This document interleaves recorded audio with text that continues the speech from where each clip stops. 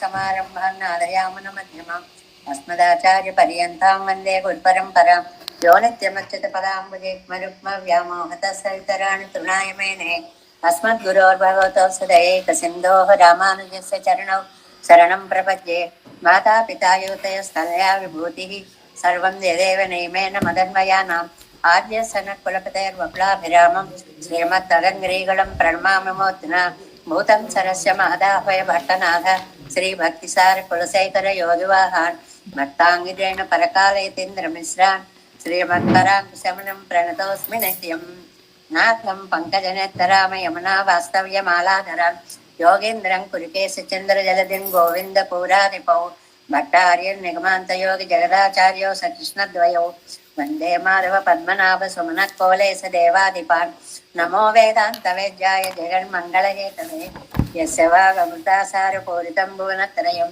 वेदान्तवेद्यामतवारिरासेः वेदार्थसारामृतपूरमग्र्यम् आदाय वर्षन्तमहं प्रपद्ये कारुण्यपूर्णं कल्वैर्दासं श्रीमत्कृष्णसमाह्वाय नमो यामनसूनवे यत्कटाक्षणलक्ष्याणां सुलभश्रीधरः सदा श्रीकृष्णपादपादाब्जे नमामि सरसा सदा यत्प्रसादप्रभावेन सर्वसिद्धिरपुर्मम लोकाचार्याय गुरुवे कृष्णपादस्य सूनवे संसारभोगिसन्दष्टजीवजीवातवे नमः श्रुत्यर्थसारजनकं स्मृतिबालमित्रं पद्मोल्लसद्भगवदङ्घ्रिपुराणबन्धुं ज्ञानादिराजमभयप्रदराजपुत्रम् अस्मद्गुरुं परमकारुणिकं नमामि द्राविडाम्नाय हृदयं गुरुपर्वक्रमागतं रम्यजामातृदेवेन दर्शितं कृष्णसोनना सुन्दरजामातृमुने प्रपद्ये चरणाम्बुजं संसारार्णवसंलग्नजन्तु संतारपोतकं नमोऽस्तु देवराजाय चतुर्ग्रामनिवासिने रामानुजार्यदासस्य सुताय गुणशालिने नमः श्रीशैलनाथाय कुन्तीनगरजन्मने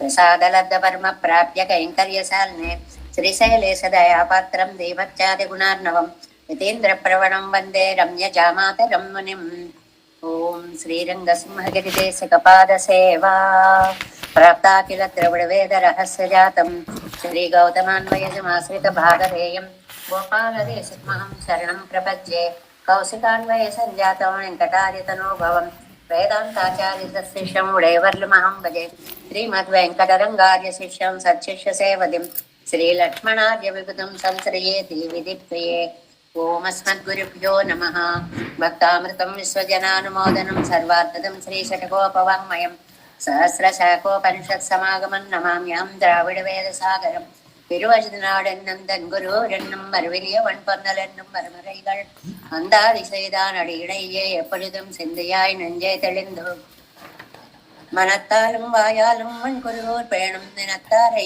எல்லாதிரைஞ்சேன் தனத்தாலும் தேதும் குறைவிலே நந்தை சடுகோபன் பாதங்கள் யாமுடைய பத்து எயந்த பெருங்கீர்த்தி ராமானுசமனுதன் வாயந்த மலர்பாதம் வழங்குகின்றேன் ஆயந்த பெரும் செய்ரா சடுகோபன் செந்தமிழ் வேதம் தரிக்கும் பேராத உள்ளம் பெறா வான் திகழும் சோலை மதிலிரங்கள் வன்புகள் மேலாண்டு தமிழ் மறைகள் ஆயிரம் இன்று முதல் தாய் சடுகோபன் மயம்பால் வளர்த்த இதத்தாய் இராமானுசம் கவிரை நிலையம் மையாமையர் நிலையம் தக்க நெறியும் தழையாது தொக்கையலும் ஓய்வினையும் வாழ்வினையும் போதும் குருகை எருவோர் யாழினிசை வேதத்தியல் நம்மாழ்வார் திவ்ய திருவடிகளே சரணம் எம்பெருமானார் திவ்ய திருவடிகளே சரணம் ஜீயர் திவ்ய திருவடிகளே శరణం ఓం అస్మద్గురుభ్యో నమః. జై శ్రీమన్నారాయణ. భాగవత గోష్ఠికి దాసోహాలు సమర్పిస్తూ రామకృష్ణ గారికి జరిగిన సన్మానాన్ని వీక్షించి ఉంటారు మీరందరూ కూడా. అతనికి మంగళాశాసనాలు చేస్తూ మనం తిరువరత్తంలో 64వ పాసురంలోకి ప్రవేశించామండి. ఈ తిరువరుత్తం అనేటువంటిది నమ్మాళ్వార్లు అనుగ్రహించినటువంటి మొట్టమొదటి దివ్య ప్రబంధంగా ఎన్ని విశేషాలను మనకి తెలియచేస్తూ నామ వైభవాన్ని ముఖ్యంగా ఈ వాటి పాసురంలో 64వ పాసురంలో మనకి అందిస్తోంది. అందమైన ఆ పాసురాల్ని ఆ వైభవాన్ని ఒక్కసారి అనుసంధానం చేసుకుందాం. இருக்கார் மொழியால் நெறியிழுக்காமை உலகளந்த திருத்தாளினை நிலத்தே வருவணங்குவர் யாமும் அவா ஒருக்கா வினையொடும் எம்மொடும் நொந்துகனியன்மையில் கருக்காய் கடிப்பவர் போல் திருநாமச்சொல் கர்த்தனமே. నిలందేవర్, నిలందేవర్ అంటే భూసురులు అని అర్థం అండి. సంస్కృతంలో భూదేవతలు అంటారు. ఒకప్పుడు బ్రాహ్మణులని అలా అనేవారు అన్నమాట. ఎందువల్లంటే వేదాధ్యయన సంపన్నులై నిత్య అగ్నిహోత్ర అనుష్ఠానంతో ఉండేవారు కాబట్టి వాళ్ళని భూదేవతలు అని అనేవారు. ఇరుక్కు ఆరుమొழிయాల్, ఇరుక్ అంటే రిక్, ఇరుక్కుకి ఇరామానుజనొత్తందాది అన్నట్లుగా ఇరుక్ అన్నమాట. ఋగ్వేద రూపాలుగా మంత్రాల్లో ఉండేటువంటి నెరి ఇజుక్కామై, ఆ ఆర్డర్ తప్పకుండా ఉలగవళంద తిరుతాళినై వణంగువారు, లోకాలను కలిసినటువంటి ఆ వామనమూర్తి యొక్క శ్రీపాదాలకి నమస్కరించి వాళ్ళు ఆనందపడుతూ ఉంటారు. అంటే బ్రాహ్మణోత్తములు వేదోచ్చారణతోటి పెరుమాళ్ళని ఆరాధిస్తూ ఉంటారు. వారి యొక్క భాగ్యం ఏమిటంటే వేదోచ్చారణ. యాము అవా ఒరుక్క, మనం కూడా మన ఆశని వదులుకోలేక వినయ్యుడం ఎమ్మడం నందు, మా పాపం గుర్తొస్తుంది మాకు, ఆహా ఇంత పాపం ఇలా అడ్డుపడిపోతుందే అని మా పాపాన్ని తలుచుకుని, కానీ ఇన్మయ్యిన్ కడుక్కాయి, ఒక మంచి పండు కోసం వెళ్తాం అనుకోండి, పళ్ళు అందరూ కోసుకు వెళ్ళిపోయారు అనుకోండి, పచ్చికాయలే మిగులుతాయి. దాంతో సరిపట్టుకోవడం అన్నమాట. కడుక్కాయ అంటారు. కడిప్పవర్ పోల్ అంటే పచ్చికాయను తింటున్నట్లుగా ఆయన యొక్క ఆ గుణవైభవాలనే పళ్ళని ఆస్వాదించడం మాకు తెలియకపోయినా నామవైభవం అనేటువంటిదైనా కనీసం మేము పలకగలుగుతున్నాము. అంటే భగవన్నామం యొక్క వైభవాన్ని మేము మా నోరారా పలకగలుగుతున్నాము. అంటే నాయకుడి యొక్క నామాన్ని తలుచుకుంటూ బ్రతుకుతోంది అనేటువంటి దాన్ని చెప్తూ, మనం మన ప్రాణధారణ చెయ్యడం కోసమని మనం ఆ కృష్ణనామాన్ని పలకాలి అంటారు నమ్మాళ్ళవార్లు ఈ పాసురంలో. మనకు ముకుందమాల్లో చెప్పారు కదండి, హే లోకాసురుత ప్రసూది మరణ వ్యాధేహ చికిత్సామిమాం యోగజ్ఞ సముదాహరంతి మనయోయాం యాజ్ఞవల్క్యాదయ అంతర్జ్యోతిరమేయమేకమృతం కృష్ణాఖ్యమాపీయతాం. కృష్ణాఖ్యం, కృష్ణ అనే పేరు, తత్పీతం పరమౌషధం వితనతే నిర్వాణమాత్యంతికం. ఎంత అద్భుతమైనటువంటి నామం అండి. భాగవతంలో మనకి ఎన్ని విశేషాలు చెప్తారో. కృష్ణ అనేటువంటి నామంలో అసలు ఎన్ని అక్షరాలు ఉన్నాయండి? కురు ఒక్క అక్షరం తీసుకోండి, కకారం ఉంది, అరుకారం ఉంది, షకారం ఉంది, నకారం ఉంది, ఆకారం ఉంది. ఇన్ని అక్షరాలను కలిపితే కృష్ణ అనే నామం. ఏమిటండి ఆ అక్షరాల్లో గొప్ప? కకార కమలా కాంత, మనం ఎప్పుడు చెప్పుకుంటూ ఉంటాం. కకారము అనగానే లక్ష్మీ వల్లభుడు శ్రీమన్నారాయణుని శక్తి అంతా తీసుకొచ్చి కా అనేటువంటి ఆ హల్లులో పెట్టారు. రుకారో రామ ఇత్యపి, అరుకారం అంటే రామచంద్రుడిని చెప్పేటువంటిది. అంటే శ్రీమన్నారాయణ తత్వాన్ని ఒకదానితో తెచ్చారు, రామచంద్రుడి యొక్క వైభవాన్ని అరుకారంతో తెచ్చారు. షకార షడ్గుణపతి శ్వేతద్వీప నివాసకృత, అలాగా 6 గుణాలు కలిగినటువంటి జ్ఞాన శక్తి బల ఐశ్వర్య వీర్య తేజస్సులనే షాడ్గుణ్యం కలిగినటువంటి ఆ వ్యూహమూర్తి యొక్క తత్వాన్ని షకారంలో మనకి పెట్టారు. నకారో నారసింహోయం, నా అంటే అది నృసింహావతార వైభవాన్ని చెప్పేటువంటి పదం. అకారో యక్షరో అగ్నిబుకు, వైశ్వానర అగ్ని ఉంటుందే అలాంటి పరమాత్మ యొక్క తత్వాన్ని తీసుకొచ్చి ఆలో పెట్టారు. విసర్గా శతదాహ్యతో నర నారాయణాదృశి, ఎంత అద్భుత అర్థం అండి. విసర్గలో 2 సున్నాలు ఉన్నాయి కదండి, అది నరుడు నారాయణుడు. అంటే మొత్తం తత్వం అంతా కృష్ణ అనే ఒక క్యాప్సూల్లో పెట్టేశారు అన్నమాట.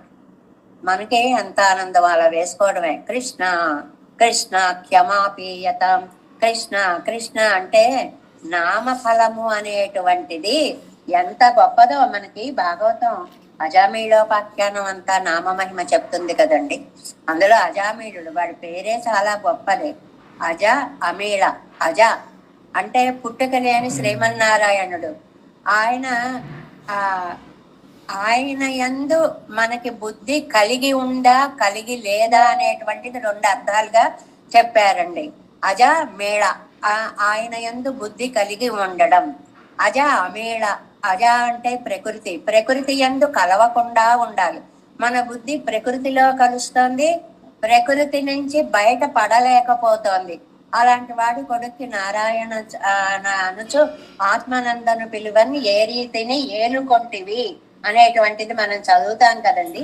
అలాగా మనకి తెలిసినా తెలియకపోయినా సరదా కన్నా వెటకారంగా ఎలా అన్నా కూడా భగవంతుడి యొక్క నామాన్ని కనుక మనం ఉచ్చరించాము అని అంటే అది మనకి ధారక పోషక భోగ్యాలుగా మారి మన్ని పరమపదానికి చేరుస్తుంది అనే వైభవాన్ని తిరువరుత్తం అనేటువంటి ఈ పాసురంలో మనకి చాలా అందంగా అందించారు. నామమహిమ ఎంతని చెప్పుకోగలమండి, అద్భుతమైనటువంటిది. ఎందువల్లంటే అనిశ్చయాపి సంస్పృష్టో దహత్యేవహి పావక. ఇష్టం ఉండి ముట్టుకున్నా, ఇష్టం లేక ముట్టుకున్నా కూడా ముట్టుకుంటే కాలడమే నిప్పుకు పని అన్నామా, ఆ బీజాక్షరం పని చేయడమే దాని పని. అంత అందమైనటువంటి నామాలను పలకండి పలకండి అని నమ్మాళ్వార్లు మనకి తిరువరుత్త పాసురంలో చాలా అందంగా ఒక పాసుర రూపంగా మెషగా చక్కటి నామ వైభవాన్ని తెలియజేశారు. ఇంకా తిరువాయిమడి దివ్య ప్రబంధంలో ప్రవేశిస్తే 5వ పది 3వ తిరువాయిమడి మాసరు సోదీలో మనం 7వ పాసురంలో చివరికి వచ్చాము. వలయ్యుళ్ళగప్పడెత్తే ఎన్నై நன்னஞ்சம் கூவிக் கொண்டு அலை கடல் பள்ளியம்மானை ஆடிப்பிரான் தன்னை கலை கொள்ள வல்லல் தோழி நம் கங்களால் கண்டு தலையில் వణంగవం మంగులో అయ్యలారు మున్బే. దీన్ని మనం నిన్న సగం వరకు చెప్పుకున్నాం. ఏమిటంటే నా మనస్సును దోచేసి దాన్ని వ్యాపారం చేసేవాళ్ళు గబగబా ఓడలెక్కేసి ఎలా పారిపోతారో అలాగ వెళ్ళిపోయి పాల సముద్రంలో పడుకున్నావా తండ్రి, మేము రాలేము, మళ్ళీ మా మనస్సుని వెనక్కి తెచ్చుకోలేమనే కదా నీ ధైర్యము అనేటువంటిది చెప్పుకుంటున్నాము. వ్యాఖ్యానంలో 104వ పేజీ అండి, 7 వ్యాఖ్యానం. தலையில் இத்தியாதியும் பிரிந்தவிடத்தில் தன்னுடைய ஸ்திரீத்வத்துக்கும் போரும் படவன் తానే వరపార్తిరుందళ్. అది ఆ విడిపోయినటువంటి సమయంలో న్యాయంగా పరమాత్మే వచ్చి రక్షిస్తాడు తప్ప మనం రక్షించుకోకూడదు, మనం స్వతంత్రులము కాము అనేది ఒక మన సిద్ధాంతం. కానీ అది దాటి కాదు, నేను ఆయన ఎలాగైనా సరే బయటకు తీసుకొస్తాను మడలెత్తాలనుకుంటోంది కదండి నాయిక. అవనం వరవుతాన్ ఎన్నో పడి సొల్లుదిర ఇవరిగళ్ మున్బే అవనం వందు. ఈవిడికి ఏమిటంటే కోరిక, లోకమంతా నన్ను తిడుతోంది, తిట్టే వాళ్ళ ముందే ఆయన నా కళ్ళ ముందు కనపడితే నేను ఆయనకి నమస్కరిస్తూ ఉంటే ఈ తిట్టిన వాళ్ళందరూ అయ్యో అనవసరంగా ఎంత తప్పు పని చేశానో, ఇలా తిట్టానే అని బాధపడాలి అని అన్నమాట ఉద్దేశం. అందువల్ల పడిసొల్లుగిరి వరగళ్ మున్బే అవనం వందు, ఆయన వచ్చి அந்த ఉపకారத்துக்கு ప్రత్యుపకారమాగ తలయ్యాలే వడంగప్పర్ వల్లోమే. ఆహా వచ్చావా స్వామి అని తల వంచి వారికి నమస్కరించాలి కదా. ఈ తిరువామలి ఆళ్వాన్ రాజేంద్ర సోజనిల్ సంధ్యా సదస్సులే నిర్వహయ నిక్క. ఈ పాసురాన్నండి మనకి చాలా చక్కగా అందంగా చెప్తున్నారు అన్నమాట. ఎక్కడ చెప్తున్నారు? ఒక సదస్సులో చెప్తున్నారు. ఎక్కడ సదస్సు అనేటువంటిది అని అంటే శ్రీరంగంలో ఒక సంధ్యా సమయంలో రాజేంద్ర సోజన్ అనే సభా మండపంలో, అంటే ఆయన కట్టించడం వల్ల ఆ మండపానికి ఆ పేరు వచ్చి ఉంటుంది. అందువల్ల అందులో చక్కగా కోరతాళ్వాను ఈ పాసురాన్ని వ్యాఖ్యానం చేస్తున్నారు. మహానుభావులు ఎంత చక్కటి లోకానికి జ్ఞానాన్ని అందించినటువంటి జ్ఞానమూర్తో కూరేసులు వారు ఈ పాసురాన్ని చక్కగా చెప్తుంటారు. ఆ చెప్తున్న సమయంలోట అంటే నామ వైభవాన్ని చెప్పేటువంటి ఈ సందర్భంలో అమరువి నిరైమేయత్తాన్ నంబియార్ అది ఆయన పేరండి. ఒక మహానుభావులు ఆయన 100 వయస్సు పొందిరిప్పారు, 100 ఏళ్ళు నిండైటండి ఆయనకి. ఇప్పుడు కూడా మనం మన సమాజంలో చూస్తున్నాం కదండి, 100 ఏళ్ళు, 103 ఏళ్ళు, 120 ఏళ్ళు చక్కగా ఉన్నటువంటి వ్యక్తుల్ని మనం కూడా అక్కడక్కడ దర్శిస్తూ ఉన్నాం. అలా ఒక పెద్ద పండితులుటండి ఆయన. నడుంగ నడుంగ వెలుందిరిందెనెండ్రు. ఆయన లేస్తుంటే ఎల్లో వణికిపోతున్నారటండి. పెద్దతనం కదండి, శరీరం వణికిపోతోందిటండి. ఆయన నిలబడి ఆళ్వాన్, ఇది అందరికీ తెలుసు కదా, ఒకసారి ఆళ్వాన్ అనాలి. పూరత్తాళ్వార్ అనకూడదు, ఆళ్వార్ అనకూడదు, ఆళ్వాన్ అనాలి. అంటే కూరేసులు అని, ఆయనకే ఆళ్వాన్ అని ఆ పేరు అన్నమాట. ఆళ్వాన్ తలైమగల్ తలయ్యాలే వణంగ పెరుమోయన్రా. అవి వింటుంది ఆయన. ఎన్ని ఇప్పుడు చిన్న వ్యాఖ్యానం ఉందండి. ఆయన ఒకసారి ఒళ్ళు వణికిపోయేలా లేచి నిలబడి ప్రశ్నించారు అన్నారనుకోండి. ఏమండి, కూర్చున్న చోట నుంచి కూర్చుని ప్రశ్నించచ్చు కదా, ఆయనకు వయస్సు కూడా ఉంది కదా, లేవడం ఎందుకు? సభా సంప్రదాయాన్ని కూడా మనకి ఎలా తెలియచేశారో చూడండి. అక్కడ ఓపిక లేకపోయినా నెమ్మదిగా లేచి ఆళ్వాన్ తలైమగల్ తలయ్యాలే వణంగ పెరుమోయన్న. ఏమండి, మీరు చెప్పేటువంటి పాసురము ప్రేయసి ప్రియుల గురించి చెప్తున్నారు కదా, అంటే ప్రేమికుల గురించి చెప్తున్నారు కదా. సాధారణంగా లోకంలో ప్రేమికులు కౌగిలింతలు కోరుకుంటారు కానీ నమస్కారాలు పెట్టుకోరు కదా. ఆయనకు వచ్చినటువంటి డౌట్ అది. ఏమండి, నేను నీ కౌగిట్లో వాలాలి అనాలి కానీ నేను నీకు నమస్కరిస్తున్నాను అండమేమిటండి అని అడిగారటండి. అలా పెరం శిష్టాచారం ఉండు కానవే కాణం. అది ఇది అప్పుడు కూరేసులు సమాధానం చెప్తున్నారు. అయ్యా, పూర్వం ప్రేమలతో పాటు భక్తి సిద్ధాంతం కూడా ఉండేది. ఏదో పతియే ప్రత్యక్ష దైవము అనే పాటలు కూడా విన్నాం కదండి. ఎదురుకుండా ఉన్నటువంటి భర్త ఆయనకి నమస్కరించడాలు ఇవన్నీ ఒకప్పుడు సంప్రదాయంగా ఉండేవి అన్నమాట. ఎక్కడుందండి? రామాయణంలో ఉందండి. శ్రీ జనకరాజన్ తిరుమగళ అనుష్ఠికత్తాళ్ కాణం అనుష్ఠిత్తాళ్ కాణం. జనక మహారాజు యొక్క కూతురు చేసినటువంటి నమస్కారాన్ని గురించి చెప్తున్నారు ఇక్కడ. జనకరాజన్ తిరుమగళ్ అనుష్ఠిత్తాళ్. జనక వంశం ఎలాంటివంటిదండి? కర్మణైవ సంసిద్ధం నాస్తితాః జనకాదయ. అనుష్ఠానమే ప్రధానంగా జరిగినటువంటి వంశము జనక వంశం. ఆ వంశంలో పుట్టినటువంటి సీతామాతకి ఎన్ని సంప్రదాయాలు తెలుసండి. ఆవిడ అంటుంది, హనుమంతుడు వెళ్ళిపోతూ ఉంటాడు సుందరకాండలో, చూసి వెళ్ళిపోతూ ఉంటే అప్పుడు ఆవిడ అంటుంది అనమాట, ఆ మహానుభావుడికి నా దాసోహాలు చెప్పు అంటుంది. అంటే ప్రియురాలు ప్రియుడికి దాసోహాలు చెప్పమంది. ఆ శ్లోకం చూడండి. కౌసల్య లోకభర్తారం సుష్వేయం మనస్విని తం మమాధ్యే సుఖం పృచ్ఛ శిరసా చ అభివాదయ ఇది సుందరకాండే అష్టత్రింశే హనుమంతం ప్రతి సీత మనస్విని. ఆ చెప్పినటువంటి శ్లోకాన్ని ఇచ్చారండి ఇక్కడ. మా అత్తగారు ఉన్నారే మనస్విని, ఎంత గొప్ప ఆవిడయ్యా, ఎంత లోక ధర్మాలు పాతివ్రత్య ధర్మాలు లోక తత్వము తెలిసినటువంటి మహానుభావురాలయ్యా. తం మమార్థే సుఖం పృచ్ఛ. ఆయన్ని నేను యోగక్షేమాలు అడిగానని చెప్పు. శిరసాచ అభివాదయ, తల వంచి నమస్కరించానని కూడా చెప్పు. అంటే సీతమ్మ మాత శ్రీరామచంద్ర స్వామికి దాసోహాలు కూడా పంపించింది. కర్మణైవ సంసిద్ధిం ఆస్థితా జనకాదయ ఎన్నో జనక కులத்தில் உள்ளார்க்கு మేలిల్లయిరే ఆచారత్తుకు. గొప్ప స్టేట్మెంట్ అండి ఇది. ఇది ఏంటంటే ఆచారము అంటే ఆచరణ, ఆచరణలో చేసి చూపించడము అంటే జనక కులాన్ని మించినటువంటి వంశము లేదు కదా. మరి ఆ వంశంలో పుట్టినటువంటి అమ్మాయి కాబట్టి ఆ సంప్రదాయాన్ని సీతామాత పాటించింది. ఏమని చెప్పింది? కౌసల్య ఇత్యాది నాటిల్ స్త్రీகள் எங்கிருக்கும் நாளைக்கு நமக்கு ரட்சகனாய் பிம்பு நரகத்தில் புகாதபடி பரிஹரிக்கைக்கும் ஒரு பிள்ளை వేణం ఎన్నో నోన్పు నోత్త పెరువర్గల్. లోకల్లో సాధారణంగా సంతానం లేకపోతే కావాలి కావాలి కావాలి అని నోములు నోస్తారు. ఆ నోములు నోచిన తర్వాత ఏమంటారంటే ఎంగిరుక్కుం నాళైకు నమకు రక్షకనాయ్ పెంబు. ఈ లోకంలో ఉన్నంత కాలం మన పిల్లలు మనని రక్షిస్తారు, చూసుకుంటారు అంటే చూసుకోవాలి అని పెద్దలకు ఉంటుంది. అది చూడడం చూడకపోవడం అనేది పిల్లల యొక్క మనస్తత్వాన్ని బట్టి, కృతజ్ఞతాభావాన్ని బట్టి ఉంటుంది. అవే గనక అన్ని ఉంటే వృద్ధాశ్రమాలు ఇన్ని ఇవాళ ఉండేవి కాదు కదా అనేటువంటిది. ఇక్కడ నిన్న ఏదో వింటుంటే ఒక మాట అన్నారు స్వామివారు.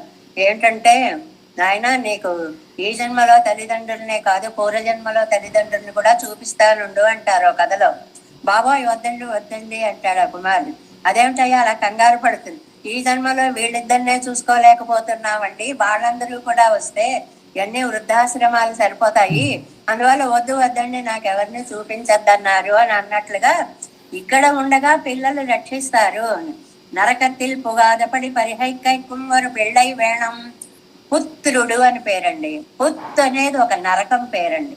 పుత్ పున్నామ నరకం. పుత్తు నామ నరకం, పున్నామ నరకం. ఆ నరకం నుంచి రక్షించేవాడు కాబట్టి వాడికి పుత్రుడు అనేటువంటి పేరు అన్నమాట. ఆ పున్నామ నరకం నుంచి రక్షిస్తాడు అనేటువంటి దానికి ఒక అబ్బాయి కావాలి. ఎన్నం నోన్బు నోత్తప్పెరు వరగాళ్ళు, అది కదా అందరూ పిల్లల కోసం నోములు నోస్తారు. కానీ మా అత్తగారు ఏం చేశారో తెలుసా హనుమా? అంగనన్రికే ఎంగళ్ మామియార్, మా అత్తగారు తన్నెంజల్ ఉండా నవగత్తాలే లోకత్తుక్కాగ రక్షకనాగ వల్లానొరు పిళ్ళయ్యై పరివేణం. నన్నొక్కతిని రక్షించడం కాదు, కౌసల్య లోకభర్తారం, లోకంలో ఉన్న వాళ్ళందరినీ రక్షించే సామర్థ్యం కలిగినటువంటి కొడుకు కావాలి అని నోమనొచ్చిందయ్యా. అందుకనే మనస్విని అయింది, విశాల హృదయం కలిగినటువంటి ఆవిడ అయింది. లోకత్తుక్కాక రక్షక నానాల్లానొరు పిళ్ళయ్యే పరివేణం ఎన్న నోత్తు నోత్తు పెత్తారు నోమల్ నోచి కందిమాయన్నే அவர் நினைப்பகு தப்பவோ அந்த లోకత్తుక్కుళ్ళు అంతర్భూతయ్యల్లో అల్లేనో నాన్. సీతమ్మ మాటల్లో చివరి ముక్తాయింపు ఇదండి.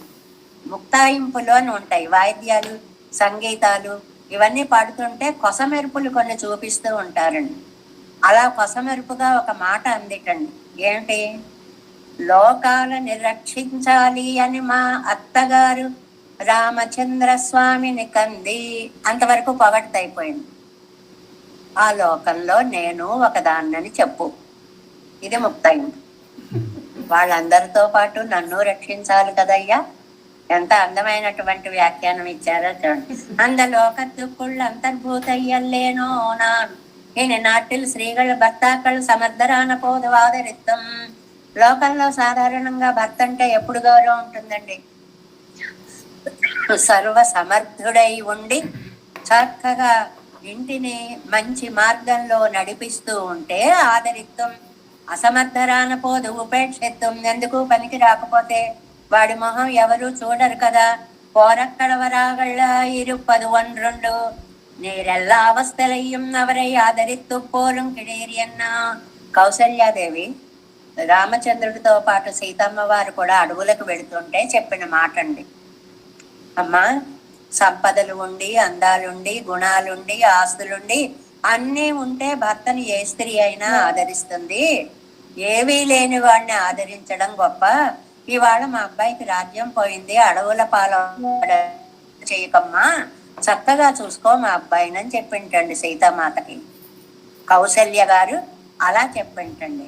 அவனை குறித்து சொல்லிவிட்டார் நானும் அப்படியே செய்து పోరా నెక్క. నేను అలాగే చేశాను ఆవిడంది సీతాదేవి. అత్తయ్య గారండి, మీరు చెప్పిన మాటలన్నీ మా అమ్మగారు నాకు అత్తగారింటికి వచ్చేటప్పుడు అన్నీ చెప్పారండి. అందువల్ల నేను కూడా నిన్న మొన్నటి పాసురంలో చెప్పుకున్నాం, ఆయన గుణవంతుడైనా గుణహీనుడైనా ఎవరైనా నేను ఆయన అనుసరించే వస్తానని చెప్పింది కదండి. అందువల్ల ఉంటే నేను ఆదరిస్తాను, లేకపోతే నిరాదరిస్తాను అని కాదు. నాను అప్పటికే సైదు పోరా నిర్క, నేను అలాగే గడుపుతూ ఉంటే గంటకత్తిల్ కుమజెక్కి చేసావిమా పోలే. అద్భుతమైన ఉపమానం అండి. ఒక నది ఒక చోట పుట్టిందండి, పెద్ద ప్రవాహంగా వెళ్ళిపోతుంది. ఆ నీరు అలా వెళ్ళిపోతుంది, కానీ పుట్టిన చోట అది ఎక్కడుందో మనకు కనపడనంత సన్నగా ఉంటుంది. ఈ పోలికలో వైశిష్ట్యం ఏమిటి అంటే, தாம் என்னுடைய ரட்சணத்தில் நெகழ நின்றது அவர் நினைவு சங்குச்சிதமாகவோ என்னும் ஒன்றே நின்று சொன்னேன் என்று சொல்லு.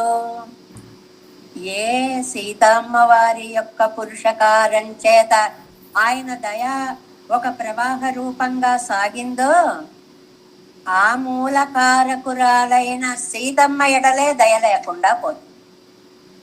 చాలా అందమైన భావం. ఏ నది పెద్ద ప్రవాహం లోకాలంతటిని సస్యశ్యామలం చేసేస్తుందో, అది పుట్టిన చోట చుట్టూ ఎండిపోయి ఎడారిలా ఉంటే ఎలా ఉంటుందో, నా విషయం కూడా అలాగే ఉంది. లోకాన్నంతటిని రక్షించే స్వామికి తన భార్యని రక్షించాలి అనేటువంటి ఆలోచన రాకపోవడం అది ఆయన తప్పు కాదమ్మా.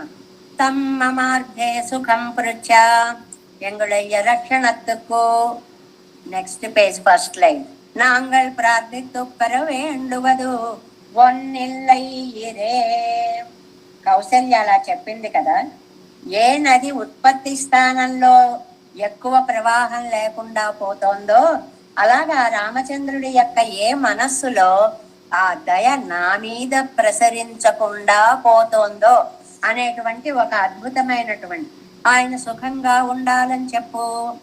ఇక్కడ మనం మామూలుగా అర్థం చెప్పుకుంటాం అనుకోండి, పెద్దల వల్ల వినకపోతే ఆయన బాగుంటే చాలమ్మా, ఆయన బాగుండమని చెప్పమ్మా, అది కోపం అన్నమాట.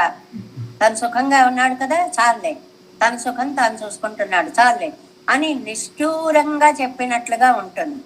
కానీ సీతామాత అలా చెప్పలేదు అంటున్నారు. అంటే ఇదిగో ఇని அது அவர் நினைவில் உண்டாகையாலே நாங்கள் பிரார்த்தித்து பெற வேணுவது நல்லதே అది ఉన్నవర్ నిனைவில் ఉండాగయ్యాలే.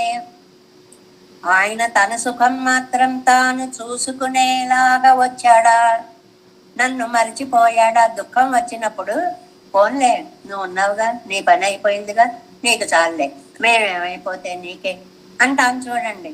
అలాగా అండి ఇది. ஆன பின்பு தம்முடைய உண்மையை ஆசா செக்கையிரே இனே எங்களுக்குள்ளது அங்குத்தை கொருகள் குறைகள் இல்லையே என்று కేటేనెండ్రు సొల్లు. అయ్యా, నేను ప్రార్థించవలసిందేం లేదు. ఆయన అనుగ్రహించాలంటే ఆయన అనుగ్రహించగలడు. అప్పుడు సమయం వచ్చినప్పుడు ఆయన నన్ను రక్షిస్తాడు. సమయం కోసం నేను వేచి చూడాలి, ఎప్పుడు రక్షిస్తాడా అని. ఆ స్వామి సుఖంగా ఉంటే నన్ను రక్షిస్తాడు కాబట్టి ఆయన సుఖం అడిగానని చెప్పు. అక్కడికి తీసుకురావాలి లింకు. ఆయన్ని సుఖం అడిగానని చెప్పు అని అంటే అర్థం ఏమిటి? ఆయన బాగుంటే ఎప్పటికైనా వచ్చి మమ్మల్ని రక్షిస్తాడు అనేటువంటిది. అంటే భర్త క్షేమాన్ని కోరుకుంది అనేటువంటిది.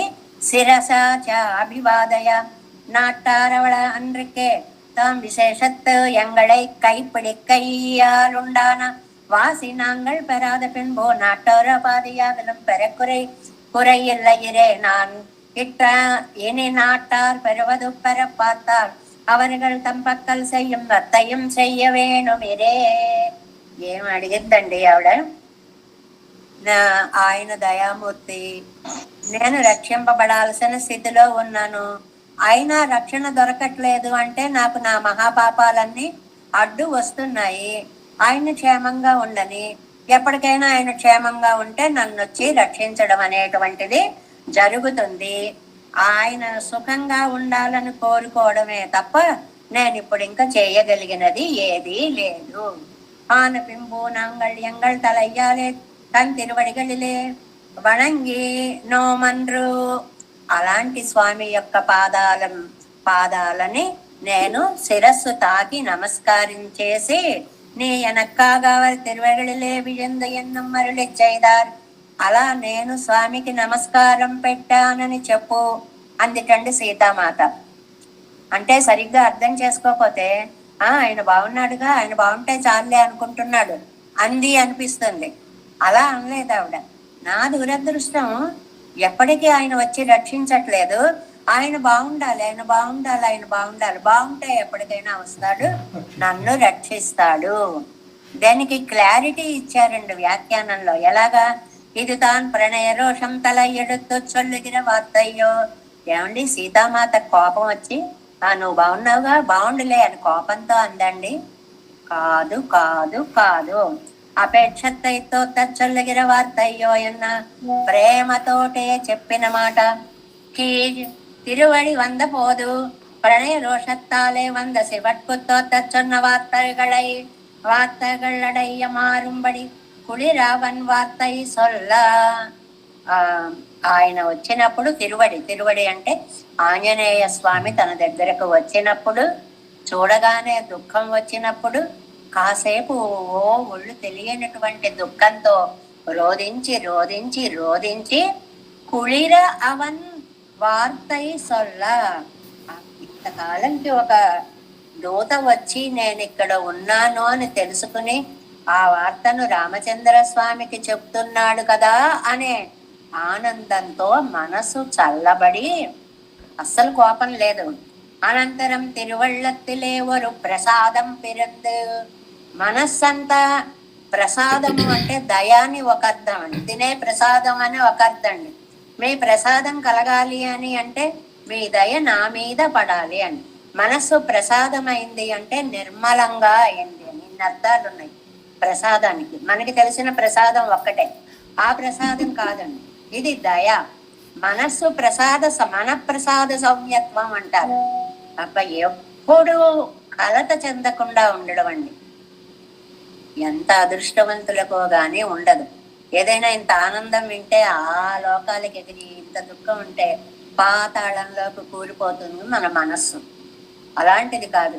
ప్రసాదం మన ప్రసాద సౌమ్యత్వం. బ్యాలెన్స్డ్ గా ఎంతో మహానుభావులకు గాని సాధ్యం కానిది. అలాంటి ప్రసాదమైన మనస్సుతో అంటే సాత్వికమైనటువంటి మనస్సుతో ప్రాప్తి ఇల్లామయ్యాల్ వంద అనవాప్తిயும் கிடக்க అరుళిచ్చేగర పాసురం అరుళిచ్చేరారు. ఇందులో భర్తకి దూరమయ్యాననే అసంతృప్తి తప్ప కోపం అనేటువంటిది లేదా. నువ్వు బాగుంటే చాలే అని తిట్టడం కాదండి ఇక్కడ. నువ్వు బాగుంటే వస్తావు, నన్ను తీసుకుని వెళతావు అనే సందర్భంలో సీతామాత అన్నటువంటిది ఆయనకి తల వంచి నమస్కరించానని చెప్పు. దీనిని శిష్టాచారము అంటారండి. అంటే భర్తకి నమస్కరించడం అనేది ఆ రోజుల్లో శిష్టాచారంగా ఉండేది అనేటువంటిది ఇప్పటికీ కూడా కొంత అమాయకంగా కొన్ని చోట్ల ఉంటుంది అనుకోండి, కానీ అన్ని చోట్ల ఉండడం లేదు అనేది మనం ప్రత్యక్షంగా చూస్తూనే ఉన్నాము అనేటువంటి విషయాన్ని చెప్తూ నామం యొక్క వైశిష్ట్యాన్ని ఈ పాసురంలో ఆ పేరుని సంప్రదాయాన్ని ఒక్క విషయం అని పాసురం ఎత్తుకొని ఎన్ని లౌకిక విషయాలని ఎన్ని ధర్మాలని చిట్ట చివరికి ఒక ప్రశ్న అడగాలంటే లేచి ప్రశ్న వేయడము అనేటువంటి సంప్రదాయాన్ని కూడా వ్యాఖ్యానంలో మనకి చూపిస్తూ నంబెళ్ళయ్య గారు అద్భుత వ్యాఖ్యానాన్ని అందించారు ఈ 7వ పాసురంలో. வலையுள்ளகப்படுத்து என்னை நல்லெஞ்சம் கூவிக்கொண்டு அலை கடல் பள்ளியம்மானையாடி பிரான் தன்னை கலைகள் அகல்லல்குல் தோழி நம் கண்களால் கண்டு தலையில் வணங்குவோம் அங்கோலோ தையலார் முன்பே. 8వ పాసురం. பேய்முலை உண்டு செகடம் பாய்ந்து மருது இடை போய் முதல் சாயத்து புல்வாய் பிளந்து களிறு அட்ட தூமொருமல் தொண்டை வாய் பிரானை என்னால் கொலோயா முருகின்றது తోడి అన్నయ్యర్ కాణవే. ఒక్కసారి శ్రీకృష్ణుడి బాల్య లీలలలోకి తీసుకెళ్లిపోయారండి ఈ పాసరంలో. 1 కాదు 2 కాదు 5 శ్రీకృష్ణుల యొక్క లీలలని ఈ పాసురాల్లో మనకి అందిస్తున్నారు అని. అంటే ఆళ్వార్ నాయకు యొక్క మనస్సు ఇప్పుడు ఎలా ఉంది? ఎలాగైనా అయ్యో అనవసరంగా నేను అపార్థం చేసుకున్నాను, ఇతను చాలా మంచివాడే అని తల్లి కూడా ఆనందపడేలాంటి సంఘటన జరగాలి అని ఆళ్వార్ నాయకి కోరుకుంటోంది అన్నమాట. అది అందుకోసమని ఇందులో కృష్ణుడి యొక్క లీలావతార వైశిష్ట్యాలని 5 ఘట్టాలని చెప్పారండి. అందులో నెంబర్ 1 పేయములై ఉండు. నెంబర్ 1 పూతన పాలు తాగి రాక్షసి పాలు తాగి. 2 శగడం పాయందు శకటాసురుణ్ణి తన్నే. 3 మరుదు ఇడైపోయి ముదల్ సాయిత్ మద్ది చెట్టు నడుమ సమూలంగా పడతోసుకుంటూ రోలును ఈడ్చుకొని వెళ్ళి. అది 3వది. పుల్ వాయ్ పిళందా పుళ్ళిన్ వాయ్ కిండానై బకాసురుడి యొక్క నోటిని చీల్చి కళిరు అట్ట కువలయ పీడాన్ని చంపి. కృష్ణావతారం అంతా వలని ఇలా జిమ్ముతారు చూడండి. అలా జిమ్మేసి అందులో మన్ని బంధించే ప్రయత్నాన్ని చేశారు నమ్మాళ్ళవాళ్ళు. 1 పూతన, 2 శకటాసురుడు, 3 యమళార్జున భంజనము, 4 బకాసుర భంజనము, 5 కువలయ పొయ్యడాన్ని చంపడము. 5 విశేషాలని ఈ పాసురంలో. అసలు ఈ ఒక్క పాసురాన్ని చెప్పుకుంటే భాగవతం అంతా చెప్పేసుకోవాలి కదండి. ఎన్ని నాళ్ళైనా పడుతుంది. మన ఊరికే అలాగట ఇలాగట ఇలాగట అని టాటాటాలు అనుకుంటూ చెప్పుకుంటూ టాటా చెప్పేస్తున్నాం అన్నమాట. అలాంటి అట్ట తూ మురువల్ ఇన్ని చంపేసిన తర్వాత ఒక విలక్షణత్వం పైకి చూసి అందరికేసి ఒక్క నవ్వు నవ్వుతట్టండి. నిన్న ఆయన అన్నారు చూడండి, ఆ నవ్వు నవ్విన సందర్భాలే గుర్తొచ్చాయండి అని. అలాగా ఒక నవ్వు నవ్వి తొండై బాయ్ దొండ పండు లాంటి పెదవి, ఎర్రటి పెదవి, అది కాస్త అలా పువ్వులా విచ్చుకుని పిరానై ఉపకారకుడైన స్వామి తోలి అన్నయ్యర్ నానా. ఇది ముఖ్య అర్థం ఈ పాసురంలో.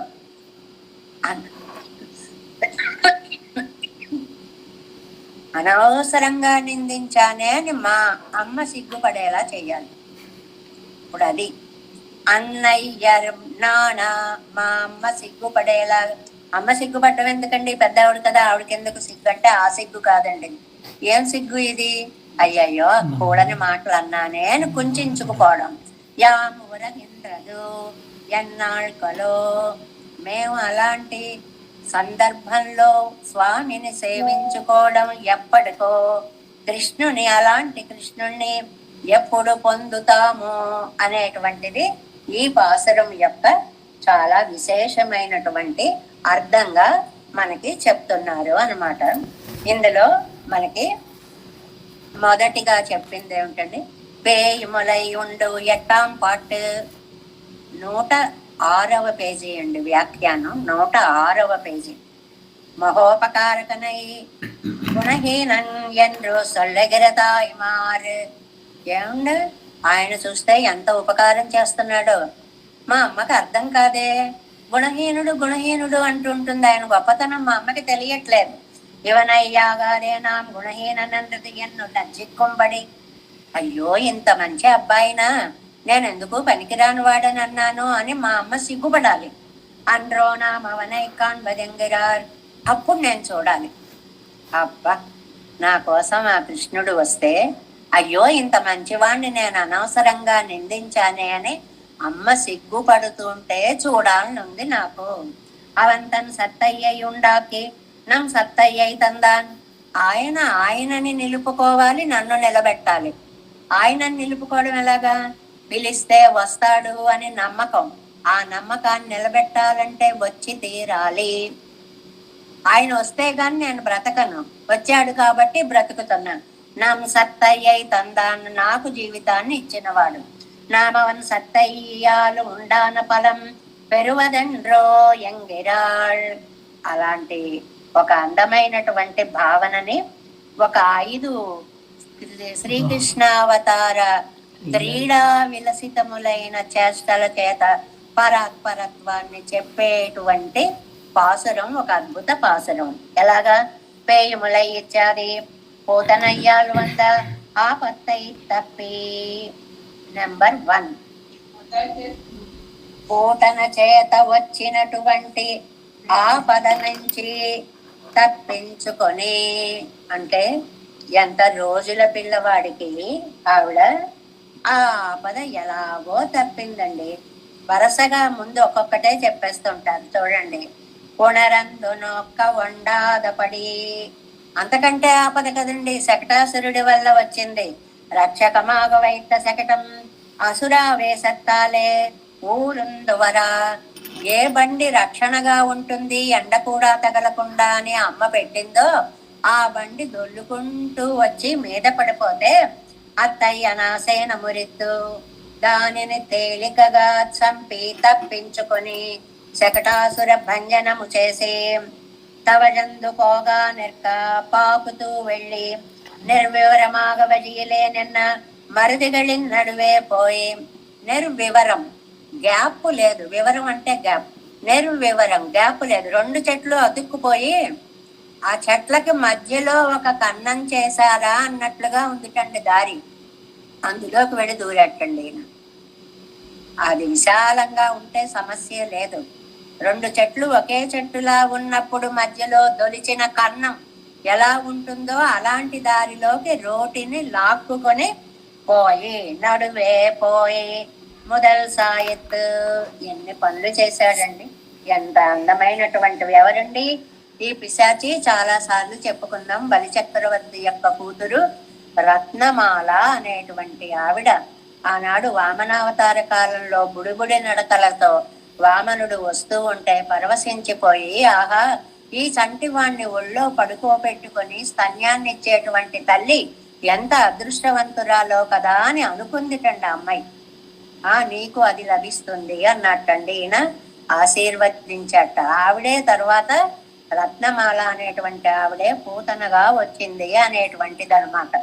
ఆ తర్వాత వాళ్ళ నాన్నని పాతాళంలోకి పంపించేసిన తర్వాత పాలు ఇవ్వడం కాదు విషం ఇవ్వాలి అనుకుందిట. అలాగే పాలిచ్చే మార్గం ద్వారానే విషాన్ని కూడా ఇయ్యి అని అన్నాడని, అందువల్ల ఆవిడ పాలు బదులు అహో బకీయం అంటారండి వ్యాస భగవాన్లు భాగవతంలో. ఇది పక్షి జాతికి చెందినటువంటి రాక్షసి. బకాసురుడు అకాసురుడు వీళ్ళిద్దరూ కూడానండి రాక్షసులు. వాళ్ళ సోదరి ఈవిడ, ఈ పూతన అనేటువంటి ఆవిడ. ఈయనేమో రాజహంస లాంటి వాడు. అక్కడ వ్యాఖ్యానం ఎంత బాగుందో చూడండి. ఈయన రాజహంస లాంటి వాడు, ఆవిడేమో బక కొంగ లాంటిది. ఎక్కడ రాజహంస ఎక్కడ కొంగ జాతి. రాజహంసలు కొంగ వైపు చూస్తాయండి? చూడవు కదా. అలాగే కళ్ళు మూసుకున్నాడు అని అహో బకీయం స్తనకాల కూటం జిగాంసయా అపాయ యదశ్య సాధ్వి లేభేగతిం దాతృచితం తతోన్యం కంవాదయాళం శరణం భజేమా. ఏం గొప్పవాడివయ్యా! విషస్తన్యాన్ని తత్సన్యం విష సమ్మిశ్రం రస్యమాసీత్ జగద్గురోహో. విషంతో కలిపినటువంటి పాలు ఎంత ఆనందంగా ఆరగించావయ్యా అని పూతన విషయంలో చెప్పినటువంటిది ఇక్కడ. విషయాలు, ఈ విషాన్ని స్మరిస్తే విషయాలకి మనం దూరం అవుతాం అని భాగవతంలో మనకి చెప్పినట్లుగా చాలా అందమైనటువంటి ఒక ఆవిడ పూతన అయినటువంటి విశేషాన్ని మనకి ఇక్కడ చెప్తారు అన్నమాట. ఏమిటండి పూతన అని అంటే మనకి లక్ష్మణ యతీంద్రుల వారిది చాలా సార్లే చెప్పుకున్నాం అనుకోండి. అక్కడ ఆ విశేషాలన్నిటినీ కూడా మళ్ళీ ఇప్పుడు అందులోకి వెళితే మనకి అవదు కాబట్టి దాన్ని వదిలిపెట్టేద్దాము. ఆ పూతనని పూతనకి మోక్షాన్ని ప్రసాదించినటువంటి స్వామి యొక్క గొప్పతనాన్ని మొదటి దాంట్లో చెప్పారండి. పేయములయ్యుండు శకటం పాయందు. రెండవది శకటాసురుడండి. శకటాసురుడు అంటే అమ్మ పడుకోబెట్టింది బండి కింద. ఈ బండి కింద నీడ బాగుంటుంది కదా అని చెప్పి మొన్న వ్యాఖ్యానంలో వచ్చింది కదా, 2 తాళ్లను తీసుకువచ్చి ఆ బండికి ఈ బండికి ముడివేసి మధ్యలో ఉయ్యాలను కట్టేసి ఆవిడ నీళ్లు తెచ్చుకోవడానికి వెళ్ళింది. దాని మీద ఆవేశించాడు ఈయన. ఎవరండి? శకటాసురుడు అనేటువంటి రాక్షసుడు. ఎవరండి ఈ శకటాసురుడు? ఈయన ఉత్కచుడు వాడి పేరు. ఆయనేమో హిరణ్యాక్షుడు కొడుకు అన్నమాట. ఏమైంది, ఎందుకు అలా రాక్షసుడు అయ్యాడు అంటే లోమస మహర్షి అని ఒక ఆయన చక్కగా, ఆయనకి పువ్వుల తోట అంటే చాలా ఇష్టం అండి, బాగా పెంచుకున్నాడు ఆ తోటని. వీడు వెళ్ళి కొంతమందికి అల్లరి చేయడమే జీవిత ధ్యేయంగా ఉంటుంది. వెళ్ళి ఒక్కొక్క పూల మొక్కనే పీకేశాడు, తోటంతా పాడు చేశాడు. రాక్షస ప్రవృత్తి కదా. అలా చేసేటప్పటికి వెంటనే ఆయన ఒక, నీ శరీరం అంతా ఇలాగ పొర ఊడిపోయినట్టు, మొక్కని ఇలా లాగేశావు, పొర ఊడిపోయినట్టు పొర ఊడిపోయినట్టు పొర ఊడిపోయినట్లుగా ఆ ఉండేటువంటి ఒక జన్మ నీకు వస్తుంది అంటే, అలాంటి రాక్షస జన్మ వచ్చింది శకటాసురుడికి. ఆ బండి మీద ఆవేశించాడు అనేటువంటిది. అబ్బో, అదంతా చాలా అందమైనటువంటిది. మనకి ఆ జీవ జీవ గోస్వామి అనేటువంటి ఆయన, మనకి పోతనామాచ్యుల వారు అద్భుతమైనటువంటి పద్యాలు. కానీ ఎక్కడికక్కడే ఒక్కొక్క సంహితలో ఒక్కొక్క అందమైనటువంటి భావాలటండి. వచ్చేటోడు ఈ ఊరికే కాళ్ళు ఇలా ఇలా అన్నాడు, తన్నాడు, బండి ఎగిరిపోయింది, రాక్షసుడు అయ్యాడు, పోయాడు, అదంతా కదా. ఆవిడ వచ్చింది, బాలుండెక్కడ బండి ఎక్కడ నభోభాగంబుపై తన్నుటలా. ఏమిటి, వీడేమిటి, బండి ఏమిటి, తన్నడం ఏమిటి, పడిపోవడం ఏమిటి, ఏమర్రా, ఏం జరిగిందర్రా అని చుట్టూ వాళ్ళని అడిగింది. వాళ్ళు ఇంకా తేరుకోలేదుటండి, ఇలా వణికిపోతున్నారట, మాట రావట్లేట, నత్తి నత్తిగా వస్తుందిట. ఎందుకు ఈ పద్యం చెప్తున్నానంటే, కవిత్వం రాయడంలో నత్తి కవిత్వాన్ని కూడా ఎంత అందంగా రాయొచ్చు. మామూలు కవిత్వమే రాదు, రాద్దామంటే చచ్చిపోయిన పదాలు పడవు. అలాంటిది చూడండి, మమ పప శృశ్రూయతాం యదాచరణం ఉపస్థితవానయం తేన స్పృష్టమాత్ర డిడిడిడీన యువోద్వృత్తః సోయం శకటః అన్న. ఒక్కొక్క అక్షరంగా 5-6 అక్షరాలు వస్తాయి కదండి ముందు నత్తిలో. అది కవిత్వంలో పెట్టారండి రూపగోస్వామి అనేటువంటి శ్రీకృష్ణ భక్తులు. ఎంత బాగుందో. ఇదిగో నా నా పక్క నుంచి నేను అక్కడే నిలబడ్డా. ఎప్పుడైతే శబ్దం వినపడిందో, ఆ ఎప్పుడైతే అనడానికి 5-6 ఏళ్ళనమాట. అప్పుడే అప్పుడే వెంటనే అని చెప్పడం అనమాట. పైకి ఎగిరిపోయింది బండి ఒక్క తన్నేటప్పటికి. అది కవిత్వంలో రాయడం అనేటువంటిది సామాన్యమైనటువంటి విషయం కాదండి. అలాగా శకటం పాయంద్, శకటాసురుణ్ణి చంపి తర్వాత పోయ్ మొదల్ సాయత్, తర్వాత మధ్య వృక్షాల నడుమ వెళ్ళడం. ఒకే చెట్టులా ఉన్నటువంటి ఆ చెట్లవి ఒకే చెట్టులా ఉన్నాయి అని అంటే దగ్గరగా ఉన్నాయి.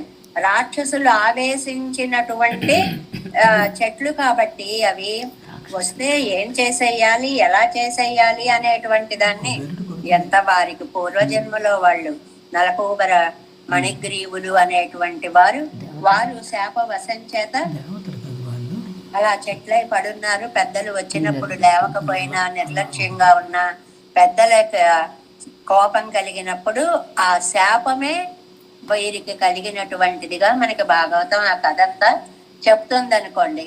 ఆ చెట్ల మధ్యలోంచి వెళ్ళిపోయాడు. వెళ్ళిపోతే వాళ్ళ ఉలూకల బంధనం అక్కడ పోతనామాచ్యుల వారు జాతికి ఎంత ఉపకారమైన పద్యాలు రచించారండి. జీవితాన్ని ఎలా గడపాలి మనం అని చెప్పినటువంటి అద్భుతమైనటువంటి పద్యాలు. నీ పద్యావళులాలకింటు చెవులు నిన్నాడు వాక్యంబులు, నీ పేరం పనిచేయు హస్తయుగము, నీ మూర్తిపై చూపులు, నీ పాదాబ్జంబుల కొంత మృక్కు శరముల్, నీ సేవపై చిత్తముల్ నాపై నీపై బుద్ధులు మాకు నిమ్ము కరుణ, నీరేజ పత్రేక్షణ. ఎంత ప్రసిద్ధమైనటువంటి పద్యాలు అండి ఇవి. నాకు చెవులున్నాయి ఎందుకు, నీ పద్యావళుల ఆలకించు చెవులు, నీ గురించే వినాలి వినాలి వినాలి వినాలి. నిన్నాడు వాక్యంబులం, నాలుక ఉన్నందుకు శ్రీనాథు వర్ణించు జహ్వ. ఆ నాలుకకి అప్పుడే సార్థక్యం వస్తుంది. నీ పేరం పనిచేయు హస్తయుగమం, నీకు పూజ చేయడం కోసమని, ఆ పువ్వులను జల్లడం కోసమని, పవిత్ర కార్యాల కోసమని ఇంద్రియాలు ఉపయోగపడాలి. నీ మూర్తిపై చూపులం. కళ్ళు అనవసరమైన ప్రపంచిక దృశ్యాలు చూడకూడదు, నిన్నే చూడాలి. నీ పాదంబుల పొంత మృక్కు శిరముల్. అద్భుతమైన భావం. నీ తల ఉంది అంటే నీ పాదాల మీద నమస్కరించడానికే. నీ సేవపై చిత్తముల్. ఏ మనస్సు ఇచ్చావు అంటే చిత్తముంటను ఊహ చేసి తిని స్వామి. ఈ చిత్తం ఉన్నందుకు నిన్నే ఊహించుకునేలాగా ఉండాలి. నీపై బుద్ధులు మాకు నిమ్ము కరుణన్నీరేజ పత్రేక్షణ. కాబట్టి జీవితం అంతా కూడా భగవన్మయంగా చేయాలి అనేటువంటి పాఠాన్ని ఇచ్చినటువంటి ఉలూకల బంధన ఆ వైశిష్ట్యాన్నంతటినీ కూడా మూడో విశేషణంగా మనకి చెప్పారు. తర్వాత బకాసురుని నోటిని చీల్చి, బకాసురుని ఫుల్ వాయ్ పిళందు బకాసురుణ్ణి. ఆ బకాసురుడు ఇది అహంకారం. బకం అంటే ఇక్కడ అహంకారం అండి. ఆ అహంకారాన్ని చీల్చి వేయాలి, మనలో అది ఉండకూడదు అనేటువంటి ఒక అందమైనటువంటి భావాన్ని ఇక్కడ బకాసురుడు గాని అగాసురుడు గాని వీళ్ళందరినీ కూడా చంపడంలో ఆయన చూపించినటువంటి అద్భుతమైనటువంటి క్రీడలలో మానవ జీవితాన్ని మనం ఎలాగా మరలి చక్కగా సరిదిద్దుకునేలా చెయ్యాలి అనేటువంటివి ఈ కృష్ణావతారంలో ఉండేటువంటి అద్భుతమైనటువంటి ఘట్టాల ద్వారా మనకి. ఈ బకాసురుడు ఎవరండి? హయగ్రీవుడు అనేటువంటి దానవుడికి పుట్టినటువంటి కుమారుడు. ఉత్కలుడు వాడి పేరు. ఉత్కలుడు అనేటువంటి వాడు. వీడు దేవతలందరినీ, ఇక్కడ ఈయన కూడా అంతే.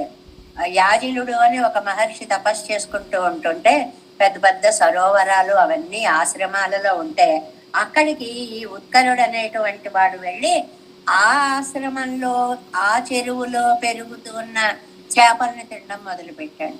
అది చూసి ఋషికి కోపం వచ్చి, ఈ చేపల్ని తింటూ ఇలా ఉన్నావు కాబట్టి కొంగ జన్మెత్తు అని వాడికి శాపం ఇచ్చారు. వాడు బకాసురుడుగా వచ్చాడు అనేటువంటిది అక్కడ ఆ రెండు పాపాలని కూడా పోగొట్టుకోవడం, అహంకార మమకారాలను భంజనం చేయడం, కింద దవడ పై దవడ చీల్చి వేయడం, వీటన్నిటినీ ఒకదానితో ఒకటి సమన్వయించి చాలా అందమైనటువంటి అర్థం చెప్పడము అనేటువంటిది ఇక్కడ బకాసుర వృత్తాంతంలో మనకి కనిపిస్తుంది. కళీరు అట్ట. నాలుగవది ఏంటండి? కువలయాపీడం. ఏనుగు. కంసుడు పెంచినటువంటి ఏనుగు. కంసుడికి వాళ్ళ మామగారు పెళ్లికి బెంజిగారు కొనిచ్చినట్లుగా ఈ కువలయాపీడాన్ని మామగారికి కట్నం ఇచ్చారు అన్నమాట. అస్థి ప్రాస్తి అని జరాసంధుడి యొక్క కూతుళ్ళని ఈయన పెళ్లి చేసుకున్నాడు. అప్పుడు కట్నం ఇచ్చాడు. దాన్ని పెంచడంలో ఒకే ఉద్దేశం పెట్టుకున్నట్టు కంసుడు. కృష్ణుణ్ణి లేకుండా చెయ్యడమే ఈ ఏనుగుకి నేర్పవలసినది. అందువల్ల పిచ్చి పిచ్చి తిళ్ళన్నీ పెట్టించి దానికి వెర్రెక్కించేలా చేసి కృష్ణుడి మీదకి పంపించేటప్పటికి దాన్ని ఎంత అవలీలగా చంపాడు అని కువలయము భూమండలము, కువలయము అహంకారము, మనలో పేరుకుపోయినటువంటి అహంకారాన్ని నిరసించాలి అనేటువంటి అద్భుతమైన అంతరార్థాన్ని కూడా ఈ రాక్షస సంహారం, ఈ ఏనుగు సంహారం ద్వారా మనకి తెలియచేశారు అనేటువంటిది ఒక్క పాసురంలో 5 విశేషాలను ఎలాగ చెప్పారో చూడండి. పేయుములై ఉండు పూతనని విషం తాగినట్లుగా ఆమె ప్రాణాలను తాగి శగడం పాయిందు. బండిని దొర్లించి శకటాసురుణ్ణి నశింపచేసి మరుదు ఎడైపోయి ముదల్ సాయత్. నలకూబరుడు మణిగ్రీవుడు అనేటువంటి వారి శాపాన్ని పోయేలాగా ఉలూకల బంధన వృత్తాంతాన్ని స్మరించి ఉల్వాయ్ పిళందు బకాసురుని నోటిని చీల్చి కళిరు అట్ట కువలయ పీడం యొక్క అహంకారాన్ని నశింపచేసి. పాసురంలో పూర్వార్థంలో 5 రాక్షస నిర్మూలనం చేసినటువంటి శ్రీకృష్ణుడి యొక్క లీలా మనోహరత్వాన్ని నమ్మాళ్వార్లు అద్భుతంగా మొదటి 2 పాదాలలోనూ వర్ణించి తూ మురువల్ తొండై వాయుపిరానై. నవ్వొకటండి, చూసావా ఎలా చేశాను అని ఈ 5 చేసి లోకానికి ఒక్కసారి నవ్వుతో కనిపిస్తున్నాడు. నిన్న చెప్పుకున్నాం కదా, స్మితం మురువన్, చిన్న చిరు నవ్వు, నోకి చూసి చూపు, ఈ చూపుతోటి నవ్వుతోటి లోకాలు జయించేసిన వాడు. ఎన్నాళ్ళకులోయా మురిగిన్నది తోటి అన్నయ్యర్ నాణవే. అన్నయ్యర్ నాణవే అనేది చాలా ముఖ్యమైన పదం అండి. మా అమ్మ సిగ్గుపడిపోవాలి.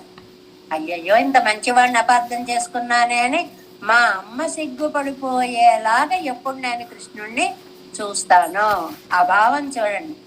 నా అంతటి నా కృష్ణుడు కనిపిస్తే తృప్తి లేదండి. నాకు కృష్ణుడు కనిపించాడు, వాడు మంచివాడని మా అమ్మ తన భావన తప్పు అని తెలుసుకొని సిగ్గుపడినప్పుడు నాకు తృప్తి. అంతవరకు రావాలన్నమాట. முதல் சாயத்து தானவத்தை தப்பி போனாளவிலே அன்றிக்கே அவை தன்னை வேரோடே பறித்து விழுவெட்டுவன்னதல் அன்றிக்கே కురిందத்தை పరిత్తు పొగట్టెన్నదల్. ఒక్కొక్క ఐదుగురు యొక్క సంహారంలో కూడా 5 విశేషాలని బకాసురునై వాయై కిழித்து బకాసురుడి నోటిని చీల్చి కువలయ పీడత్తై ముడిత్తా. Next page first line. ఏనుగుని చంపి తూమరువల్ తొండై వాய்పిరానై ఒక్క నవ్వు విసిరినటువంటి అందగాడు பிரதிபந்தகமாய் வந்த வைத்தான் பிரபலமாயிருக்க செய்தேயும் தன் வீரத்துக்கு வைப்பாదం పోరామయ్యాల స్మితం పండి నిండ్రపడి. మీరు ఎంతమంది వచ్చినా నా బలానికి ఏమీ అడ్డు లేదు అన్నట్టు నవ్వాడా అని నవ్వినటువంటి మహానుభావుడు. అదే చూయితాన దంత పంక్తి అయ్యం ఆ నవ్వినప్పుడు మళ్ళీ ఏదో చెప్పేస్తున్నాం గబగబా అయిపోతుంది అని సరిపెట్టుకోరండి.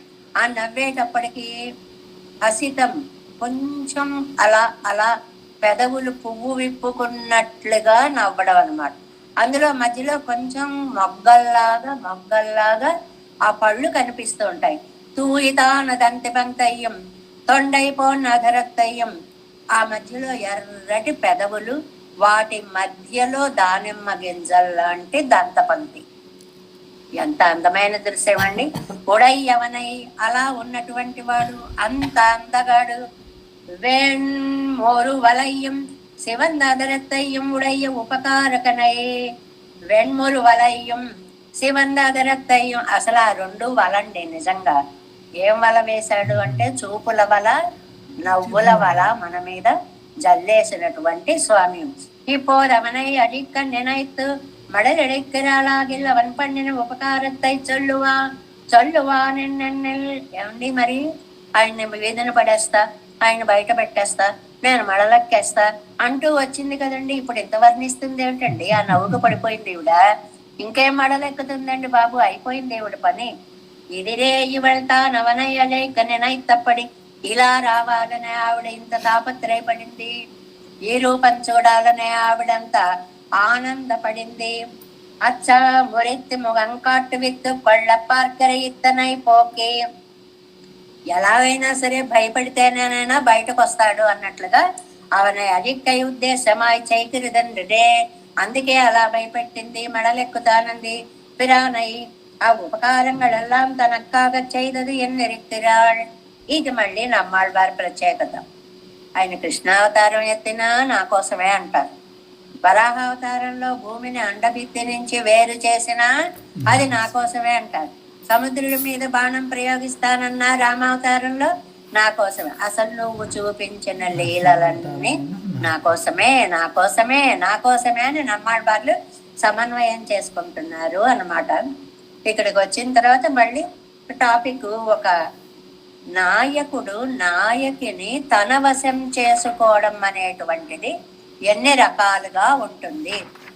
ఈ దివ్య ప్రబంధాలు, ఈ సంప్రదాయాలు అవన్నీ తెలుసుకున్న తర్వాతే అవి ప్రజల్లోకి ప్రచారంలోకి వచ్చాకే ఇవాళ సన్నివేశాలు ఎన్నో మనకి గ్రంథాల్లో, సినిమాల్లో, లోకాల్లో కనిపిస్తూ ఉంటాయండి. పువ్వులు ఇచ్చి లోబర్చుకున్నవాడు ఒకడు, ఓ ప్రవాహంలో పడిపోతే ఒడ్డుకు చేర్చి రక్షించుకున్నవాడు ఒకడు. అంటే వాళ్ళకి ఏది కావాలో అవి చేసి వాళ్ళని తన వశం చేసుకున్నటువంటి స్వామి అని. ప్రియుడు ఒక అమ్మాయిని వశం చేసుకోవాలంటే ఎన్ని రకాల మార్గాలు ఉన్నాయో ఈ ప్రబంధం చెప్పిందండి, ఈ వ్యాఖ్యానం.